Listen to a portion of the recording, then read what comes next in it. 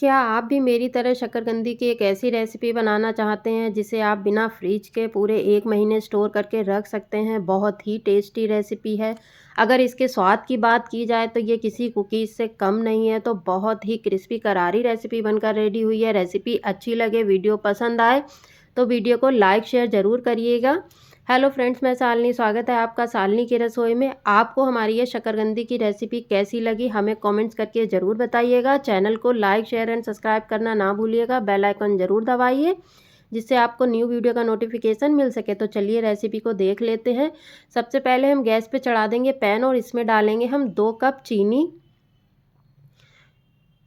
अब हम इसमें डालेंगे 2 चम्मच पानी। यहाँ पर हमें पानी बहुत ज़्यादा नहीं लेना है, बस ये पैन में लगे नहीं इतना ही हमें पानी लेना और लो फ्लेम पर लगातार इस तरह से चलाते हुए चीनी को हमें मेल्ट कर लेना है।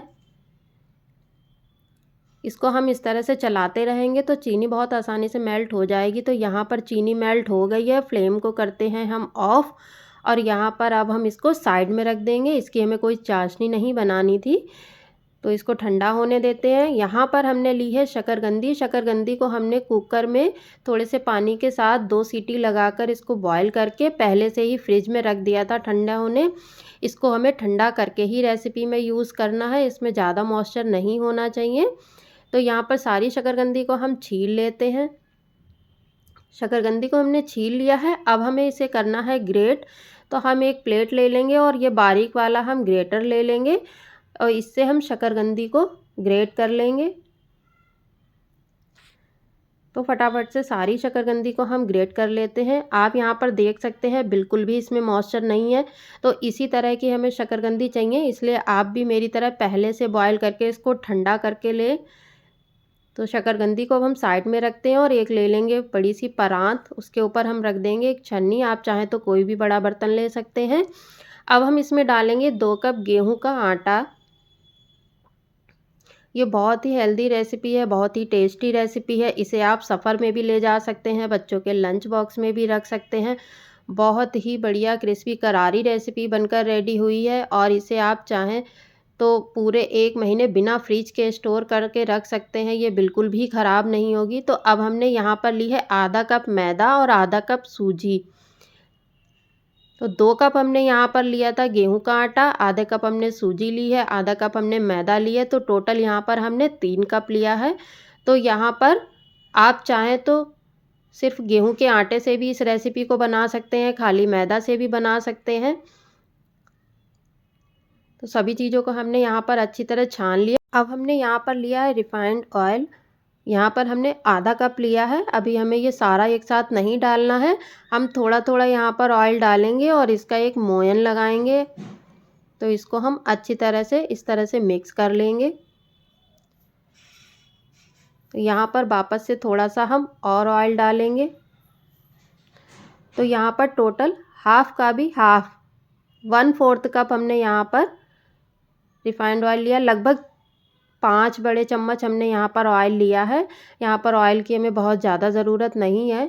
तो यहाँ पर अब हम जो हमने और ऑयल डाला है इसको भी हम अच्छी तरह से मिक्स कर लेंगे।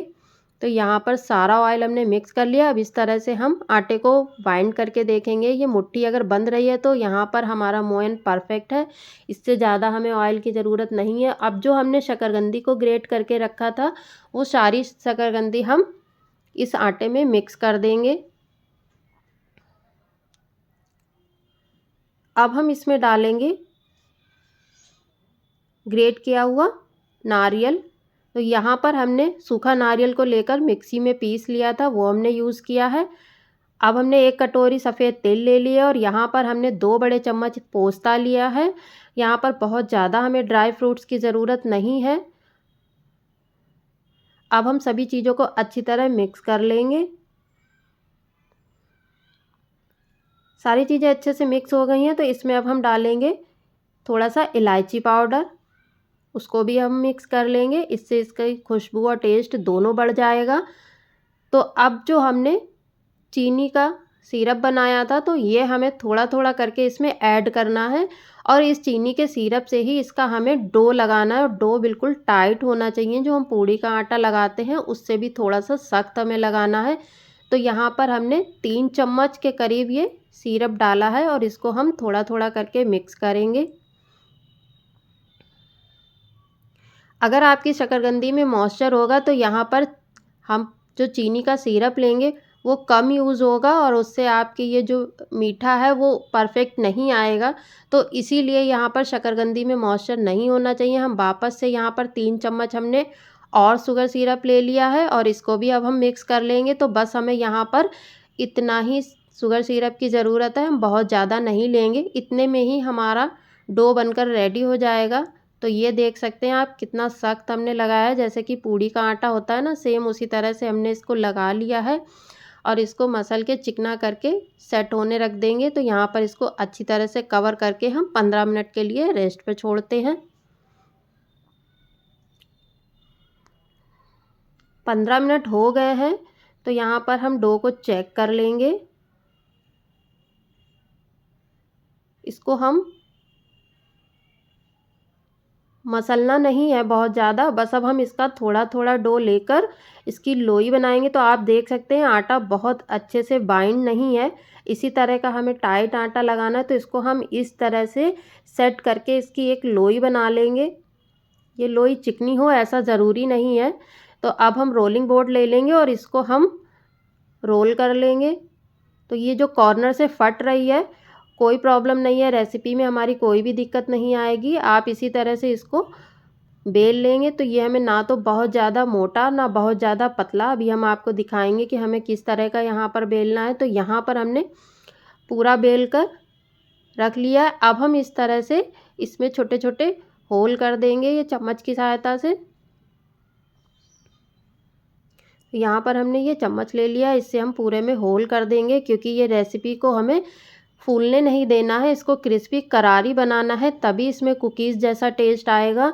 अब हम इस तरह की एक छोटी कटोरी या ग्लास या फिर आपके पास कुकीज़ कटर हो, आप उससे इस तरह से छोटे छोटे कट लगा देंगे। तो यहाँ पर हम इसको किसी कुकीज़ की तरह कट कर लेंगे। तो आप देख सकते हैं एक ही बार में ही हमने इतनी बड़ी लोई को बेल लिया था और इसको अब हम कट करेंगे। तो एक ही बार में यहाँ पर 9 से 10 कुकीज़ बनकर रेडी हो गई हैं और फटाफट से ये बन जाएंगी, इसमें बिल्कुल भी समय नहीं लगेगा। तो आप देख सकते हैं इसको हमें इतना ही मोटा बेलना है, बहुत ज़्यादा ना मोटा ना बहुत ज़्यादा इसको हम पतला करेंगे। तो अब हम इसको एक ट्रे में निकाल के रख लेंगे और जो एक्स्ट्रा आटा बचा है उसको हम हटा देंगे। तो जो हमने सारी ये कुकीज़ बनाकर रखी हैं इनको हम एक साइड में रख लेंगे और बाकी को जो बचा डो है उसको भी हम बेल कर इसी तरह से ग्लास से या कटोरी से कट कर लेंगे। अगर हम ग्लास और कटोरी से कट करेंगे तो ये सेम साइज़ के होंगे, तो ये दिखने में भी बहुत अच्छे लगेंगे। तो यहाँ पर आप देख सकते हैं हमने सारे यहाँ पर बेल कर कट करके रख लिए हैं और इनको हमने एक के ऊपर एक रखा है, ये बिल्कुल भी नहीं चिपकेंगे। आप भी मेरी तरह इसी तरह से एक ही ट्रे में इनको रख सकते हैं। तो चलिए अब इनको फ्राई कर लेते हैं। तो यहाँ पर हमने गैस पे चढ़ा दी थी पहले से ही कढ़ाई, उसमें डाला था ऑयल। अब थोड़ा सा डो डालकर हम चेक कर लेंगे, तेल यहाँ पर गर्म हो चुका है। फ्लेम को अब हम कर देंगे मीडियम टू लो। ये हमें फ्राई करने के लिए फ्लेम हमें यहाँ पर मीडियम टू लो रखनी है, ये हमें हाई फ्लेम पर नहीं फ्राई करने हैं। इनको हम लो फ्लेम पर ही फ्राई करेंगे, तभी ये अच्छे अंदर तक सिक कर क्रिस्पी करारे बनकर रेडी होंगे। तो इनको हम कढ़ाई में जितने एक बार में आएंगे हम उतने डालेंगे और इनको डालने के बाद तुरंत हम नहीं चलाएंगे। जब ये नीचे की साइड से थोड़े से सिक जाएंगे तब हम इनको हल्के हाथ से पलट देंगे। ये हमें एक एक करके ही पलटने हैं क्योंकि ये बहुत सॉफ्ट हैं अभी। इनको अगर हम जल्दबाजी में पलटेंगे तो ये टूट जाएंगे। तो इसको हम हल्के हाथ से धीरे धीरे पलट देंगे। इस तरह से हम सारे पलट देंगे। आप चाहें तो इसे शकरकंदी के पुआ का भी नाम दे सकते हैं, लेकिन इनको अगर आप बनाकर रेडी करेंगे तो ये किसी कुकीज़ से कम नहीं है, बहुत ही स्वादिष्ट रेसिपी है। आप एक बार ज़रूर बनाकर देखिएगा। सबसे ख़ास बात कि इसे आप पूरे 1 महीने के लिए स्टोर करके रख सकते हैं, ये बिल्कुल भी ख़राब नहीं होगी और स्वाद तो इसका बहुत ही बढ़िया है। आप एक बार ट्राई करेंगे तो आप खुद इस रेसिपी को दोबारा बनाने का मन करेंगे और बच्चे तो इस रेसिपी को बहुत पसंद करेंगे क्योंकि इसका जो स्वाद है बिल्कुल किसी बिस्किट या कुकीज़ की ही तरह है।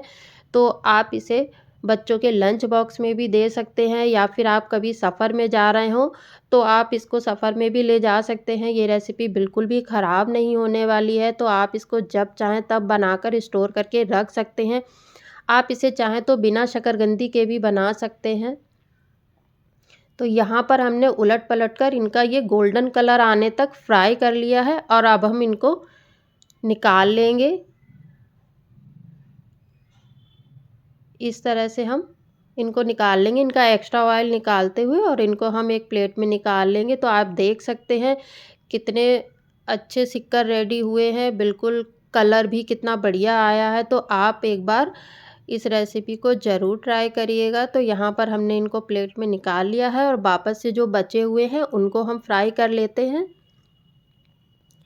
ये हमें तेल में उतने ही डालने हैं जितने आसानी से इसमें एक बार में आ सकते हैं, हमें चलाने में आसानी रहे। तो हम बहुत ज़्यादा नहीं एक बारी में डालेंगे, इनको हम थोड़ा थोड़ा करके सेकेंगे, और सेकने में इनमें बहुत ज़्यादा समय नहीं लगता है। बस यहाँ ये ध्यान रखना है कि हम जब इसको फ्राई करेंगे तो ये मीडियम टू लो फ्लेम पर ही हमको फ्राई करने हैं, नहीं तो ये ऊपर से जल जाएंगे और अंदर तक नहीं सिकेंगे। और ये जब हम इनको रखेंगे तो ये सॉफ्ट रहेंगे, ये क्रिस्पी करारे बनकर रेडी नहीं होंगे। तो बस आप इसको जब भी फ्राई करें तो मीडियम टू लो फ्लेम पर फ्राई करें, और आप चाहें तो इस स्टेज पे इनको ऐसे ही स्टोर करके रख सकते हैं। अगर आपको गर्मा गर्म सर्व करने हैं तो आप इसको डबल फ्राई करके तुरंत गर्मा गर्म भी सर्व कर सकते हैं, ये तो भी नहीं ख़राब होंगे। लेकिन तब आप इनको फ्रिज में रखेंगे तभी ये आपके चल पाएंगे। तो यहाँ पर आप जैसे चाहें वैसे आप सर्व कर सकते हैं, चाहें तो ठंडे चाहें तो गर्मा गर्म, दोनों ऑप्शन हैं आपके पास। दोनों तरह से ये बहुत ही टेस्टी रेसिपी बनती है, खाने में भी बहुत स्वादिष्ट लगती है। आप इनको गरम खाएंगे तो भी, ठंडा करके खाएंगे तो भी। तो ये बहुत बढ़िया एक ऐसी रेसिपी है जिसे आप पूरे महीने स्टोर करके रख लेंगे, बिल्कुल भी ख़राब नहीं होगी। एक बार बना ली, पूरे महीने की झंझट ख़त्म। तो यहाँ पर हमने सेकंड बैच को भी फ्राई कर लिया है। तो इसी तरह हम बाकी की बची सारे इनको फ्राई कर लेंगे। एक्स्ट्रा ऑयल निकाल देते हैं। तो इसी तरह से हम फटाफट से जो हमने सारे इनको बेल के रखे थे इनको हम फ्राई कर लेंगे। आप इसे कुकीज़ बोलिए, शकरकंदी के पिटौआ, पुआ, जो मन चाहे वो बोलिए, लेकिन इनका अगर स्वाद की बात की जाए तो ये किसी कुकीज़ या बिस्किट से कम नहीं है, बहुत ही स्वादिष्ट है। और इसमें जो हमने तिल डाला है, पोस्ता डाला है, इसका तो स्वाद इसमें बहुत ही ज़बरदस्त है। तो आप इस तरह से एक बार इस रेसिपी को ज़रूर बनाकर देखिएगा। रेसिपी पसंद आई हो तो चैनल को सब्सक्राइब करना ना भूलिएगा, बेल आइकन ज़रूर दबाइए जिससे आपको न्यू वीडियो का नोटिफिकेशन मिल सके। तो यहाँ पर आप देख सकते हैं ये दोनों तरफ से कितने अच्छे सिक्कर रेडी हुए हैं। हम यहाँ पर आपको इसकी आवाज़ सुनाते हैं, ये कितने क्रिस्पी करारे हैं। जब हम इनको तोड़ेंगे तो आप खुद देखेंगे इसमें कितना क्रंच है, और बहुत ही बढ़िया अंदर से सिक्कर रेडी हुए हैं। आप भी मेरी तरह ये रेसिपी ज़रूर ट्राई करिएगा। Thank you.